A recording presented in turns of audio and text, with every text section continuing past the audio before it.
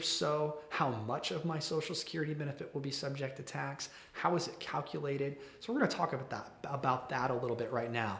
Now, benefits are taxed differently at Social Security benefits rather are taxed differently than your regular income. Number one, we have to determine whether your Social Security benefits are going to be subject to tax or not.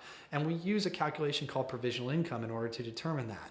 So we take half of your Social Security benefit, we set that aside. And then on top of that, we add ordinary income. So if you went to work today and you earned a paycheck, that's ordinary income. Now you think about after you retire and you're no longer earning a paycheck, you must not have any more ordinary income coming into the household because you're not earning an income. Well, that's not actually true. If you've contributed to pre-tax accounts like IRAs, 401ks, or other IOUs to the IRS, and you make distributions from those accounts in order to supplement your Social Security benefits throughout retirement, that is considered ordinary income. Even though you didn't actually put your boots on that day and go to work, you still have income coming into the household that's considered ordinary income. So we take Social Security, we take half of that, we add ordinary income, including distributions from traditional IRAs and 401ks. On top of that, if you have any pre-tax account or after-tax accounts, say a brokerage account with stocks and bonds, and they're turning out capital gains and dividends, we add that on top. And last but not least, tax-free interest from municipal bonds, and that gets added in. So you take all of that income, you add it together, and that's how we determine whether or not any of your Social Security benefits are going to be subject to tax. It's called provisional income. Now, a couple of sources of income that are not included. Number one, Roth IRAs. Roth IRA distributions are not counted in the provisional income calculation.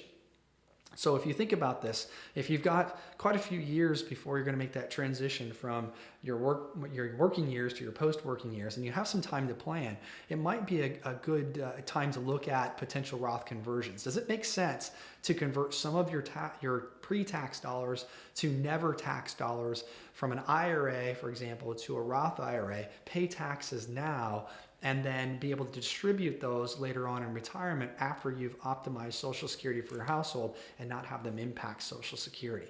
So just to think about this for a moment, the Tax Cuts and Jobs Act of 2017 took effect in 2018. It effectively lowered the tax rates. So the 15% bracket became 12.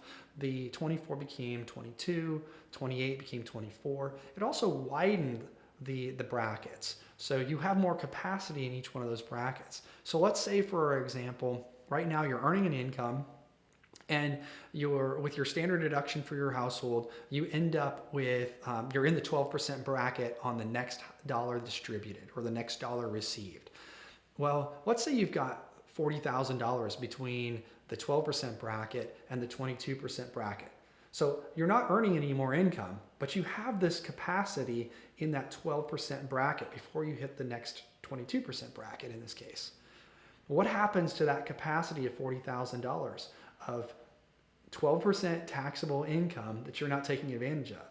If you don't use it, you lose it. So it might make sense to do some conversions, understanding you're going to pay taxes on anything that you convert from a traditional IRA to Roth IRA, but it might make sense to do some conversions in that gap and filling that bracket up. We call that stuffing the bracket.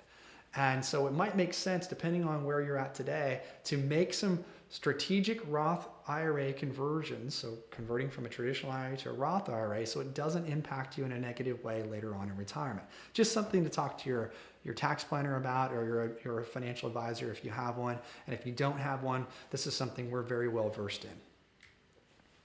If you'd like to know, will taxable distributions from my IRAs, 401ks, other pre-tax accounts, we call them IOUs to the IRS, will any of those impact Social Security checks? And is there anything that I can do about it? If you want to know that, write that down and we'll give you an opportunity to talk to somebody about it.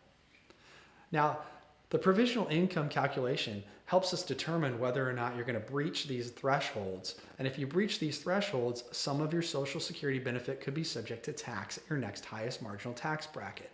Now, if you have a married couple and your provisional income, which is half your Social Security benefit plus ordinary income, like distributions from IRAs and 401ks, capital gains and dividends, and municipal bond tax-free interest, all added together, if it's above $44,000, up to 85% of your Social Security benefit could be subject to tax at your next highest marginal tax bracket.